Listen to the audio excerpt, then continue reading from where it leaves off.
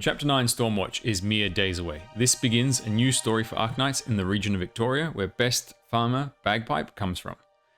We will meet new characters, encounter new enemies, and worship Hydra. New chapters aren't like other events, but that doesn't mean we don't get a new banner, new skins, and a bunch of free stuff. Let's take a closer look. With a new chapter comes many new stages featuring many new enemies. I will go over those new threats at the end of the overview, a guide of sorts to the new chapter. I've left it to the end so that those who want to go in completely blind can stop the video at that point without missing the usual overview. Chapter 9 also comes with a series of login rewards, including a free skin for Pinecone, who is taking a break from being a killing machine to sing some music. There is a special reward farm, more on that in a moment, and the new Victorian furniture set. While this isn't an event, Hypergriff still wants to make it worthwhile to play specifically at the release of the new chapter, even though it stays around forever. As such, for the 2 weeks after the release of Chapter 9, completing almost any stage that requires sanity has a chance to drop an emergency sanity sample that restores 10 sanity or a supply box with a random material. New modules arrive with Stormwatch for AoE medics and Deadeye snipers. AoE medic modules are about increasing attack range by 1 cell, except for Perfumer, who will be able to heal 4 targets at once instead of 3. The expanded range, when it comes in use, can be amazing. Sometimes that single cell increase means 1 less healer needed. However, if the extra range isn't relevant, then these modules don't do much. Note that it doesn't affect skills, and Telopsis already increases range when her skill 2 is active. Perfumers, on the other hand, will almost always be useful, especially on stages with environmental damage. For Deadeye snipers, the default module increases kill power in the way they do best, at range. The further the sniper is from the target, the more the damage, up to an extra 15%. Note that Fartooth doesn't release until after Chapter 9 with the Pinus Sylvestris event, but I've included her here for reference. Ambriel and Fartooth benefit the most from these, facilitated by their unlimited range skills.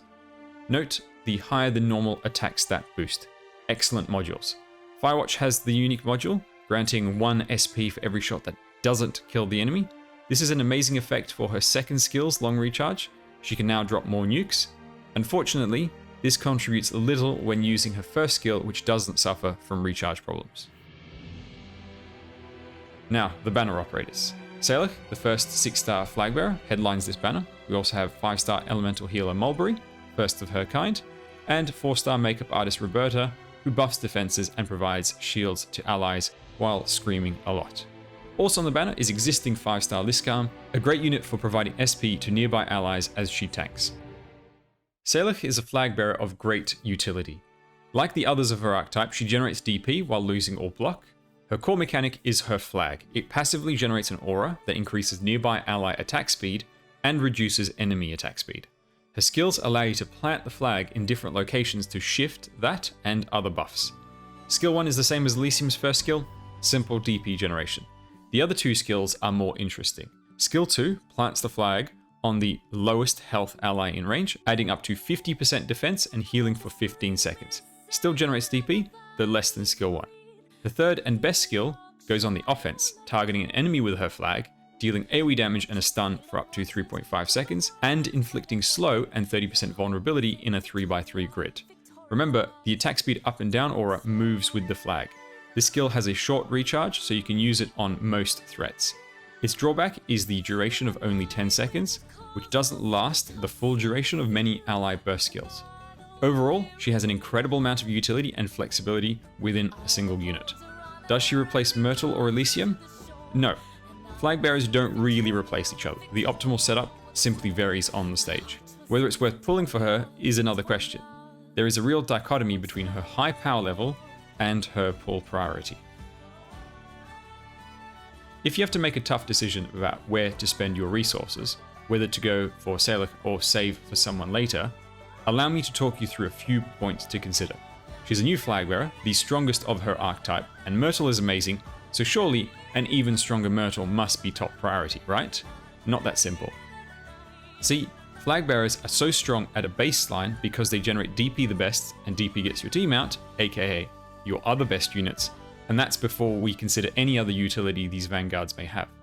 As such, Myrtle is already so effective that you don't need another flag bearer for 99% of the content. Now, I don't say this to discourage you from pulling for her, or to imply she's weak, far from it. This is simply to help you decide where to prioritize your resources if you have tough decisions to make. You know, I'll be pulling for her on my main account. Let's look at a few examples. Say you want to upgrade from your current 4 stars in various classes to the best in class 6 stars of the same archetypes. Who will add more to your roster? Going from, say, Gummy to Saria opens up a whole new world of possibilities for healing defenders. Upgrading Jackie to Mountain is going from a below average unit to an absolute monster of a lane holder. Where Mountain goes, you don't need to worry. Jessica to Exia is from tickling enemies to shredding them. Granted, you can buy some of these operators with gold certificates, but my point stands. Pick any 4-star unit with a top tier 6-star counterpart and the upgrade is massive. With flag bearers, however, Myrtle is so effective at what she does that unless a flag bearer releases with massive damage or some ridiculous skill like making your team invulnerable while raising the flag, there won't be a need to upgrade unless you want to complete max risk contingency contracts. So, should you pull? Want your flag bearer to do a little more? Want that extra utility? Then by all means. Max risk CC? The answer there is a yes to most operators lately, often at high potential as well, and Vanguards benefit the most from potential. For general use amongst your average players, you can skip if you're tight on a random and really want Radiant Nerl and Ling further down the line. Her design is top tier though, so good luck passing on that. Hail Hydra. Keep in mind that as this banner is for a new chapter, it won't have a rerun. So this is the only time she will have that special 50% rate up. I will be doing viewer pulls alongside my pulls. The day of her release, my evening, usual stream time. Join the Discord or watch my YouTube community posts for the exact time. Would love to have you there, even just to witness me get her for everyone on the first pull. My streams are a scam-free zone, as my viewers will attest to, under pain of death. Now, I want to highlight Mulberry for a moment as the first elemental healer added to the game. Elemental healers counteract the effects of sanity damage seen in Undertides, corrosion in the Solace Holiday, and the Chapter 9 edition of burn damage. They trade regular healing power for strong healing against those secondary damage meters. Every roster should have one elemental healer, and Mulberry is the best we will have for quite some time. I am not one to recommend pulling to the guarantee on almost any banner, but this is one case where it is worth it for Mulberry, and Liskarm is a good consolation prize as well. Should you not get her, or want to save your pulls, another elemental healer will be added with Near Light to the red voucher store for 600 tickets. She's not as good as Mulberry, but she gets the job done. Mulberry's key upper hand is that second skill, acting similar to Nightingale or Shining skill 3s, but for elemental damage rather than arts or physical damage. Alright, the skins. There are 3 returning skins and 3 new skins. The new skin set is all about idols. Archetto brings color to both stage and battlefield.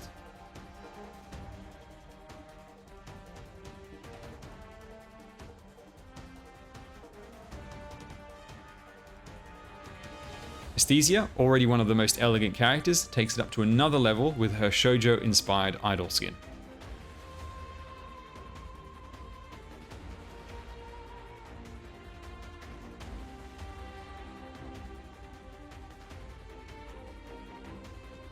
And Pinecone steps out of her comfort zone to perform on stage.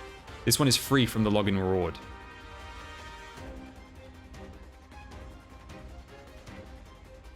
And returning, we have Mad Max Suzerain, Leonhardt, and April without the crazy eyes. Now for a look at the new mechanics and enemies introduced in Chapter 9. Core new mechanic are the pillars, which after a few hits will topple over away from the attacker. They deal a large amount of damage, significant enough that almost anything will die instantly. Keep in mind, it also kills allies. A good strategy is to use as much block as you can right next to the pillar, gather up as many enemies as possible, and then topple the pillar, crushing them all in one blow. You can prepare a pillar for toppling because it does take a few hits, which is a bit of time to topple. You can prepare it ahead of time so that it's one hit from death. You'll know because the pillar glows orange in the cracks, and then you can do that final hit whenever you need it. Ranged units can topple a pillar if you put them within melee range of the pillar itself. So sometimes you actually need to be careful about your ranged unit placement, because they may unintentionally topple the pillar when you don't want that to happen. Once a pillar is toppled, it does block the lane in the same way those cubes that we can put down in many other stages do. Pillars are particularly effective against gargoyles. There is a new buff to most enemies called Refraction. It's that purple glowing gem aura that you see. That adds a pretty significant amount of resistance. It's a little similar to the Kazmira's crossbow guys, however not as strong as that. And most units will have Refraction in Chapter 9. Basic infantry, dogs, and those big shield tanks, they're the same as most other times that you've seen them, except they're just a little tougher because of Refraction. New type of infantry, we have the Phalanx infantry. They increase each other's defense when together, and it stacks. You'll know when the buff is active because their shields will glow red. So a good idea is to tank them apart, rather than your usual putting two defenders side by side to tank the enemy front line. Instead, put one defender forward, one defender further back, so that you split them up. You can even do a one block unit at the front of the lane, if it's a solo lane. They block just one guy, and then the other guy leaks, and then you remove the buff off the two. That's another effective strategy. Now for the most annoying enemies of this chapter, we have the Flying Soldier, who's on this hover platform. While hovering, it counts as an aerial unit and can't be blocked. They're also pretty tanky, and they have ranged attacks. However, any hard CC will bring them down permanently. And if you do it above a hole, they'll fall right down the hole and die. Gargoyles start as a ground unit. Once they run out of HP, they go into this hibernation phase where they're fairly tough to kill. After hibernation, they reawaken as a flying unit and they simply take off and head straight for the exit. They don't respect the lane anymore. They just go right for that exit, and they're quite hard to kill and are the most likely unit of this chapter to leak. If you're struggling with them, the best thing to do is squash them with those pillars. The pillars do absolute wonders against gargoyles. Now for the new burn damage mechanic, we have the flamethrower guys, or flame raisers. They will walk up to a unit, burn them in the face constantly for a fairly rapid build up of that burn meter. However, when you kill them, they will explode, toppling any nearby pillars, and they will also blow up other flamethrower users as well. So you can have this nice chain reaction of very easily wiping out the threat. More dangerous are the evocators, or just the mages. These guys will move very slowly, and then every few seconds they cast a fireball that travels down the lane, like a unit heading for the exit. It will impact on the very first melee unit that encounters, explode in a large area for significant damage, and apply 1/3 of the burn meter immediately. So 3 fireballs, and everybody takes that bonus damage. There are 2 ways of countering this. Either you just put no ground units, but then you may have a leak, or you put another unit further ahead from your front line to take the shot. Like Gravel is a perfect example for this. Highly recommended that you deal with these as soon as possible to prevent them from just constantly raining fire on your front line. The fireball does not travel infinitely. It does dissipate, but it travels long enough that on most stages, you can't really avoid it for very long. Because as they move closer to your front line, so does that fireball reach closer and closer to your front line. And then we come to the best bros of Chapter 9. These two guys buff each other when they're together. The guard, the one with the shield, will gain an aura that reduces your unit's attack speed. And the Shadow Blade, he will gain a buff that increases his attack speed. And that attack speed is quite significant, and he will absolutely shred your front line. Similar to the Phalanx infantry, you can do various tricks to keep them split up. When split up, they're not that much of a threat. Particularly the guard, he's not really any tougher than your standard big tanky guy with a giant shield.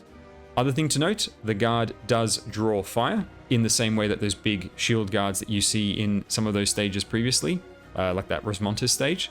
He will draw fire, and the Shadow Blade also has stealth. So the key point is to just not let them hang out together, and they're not that big of a threat to deal with. If you let them hang out together, just one pair of these can wipe your entire front line and go right to the exit. And so, that's all you need to know about Chapter 9. If you enjoyed this video, please click the like button and share it around. Don't forget to subscribe if you haven't already. You can also join me on Twitch, where I stream several times a week. I will be doing mine and viewers' pulls live for this new chapter. So enjoy the event, and good luck with your pulls. I hope to see you again soon.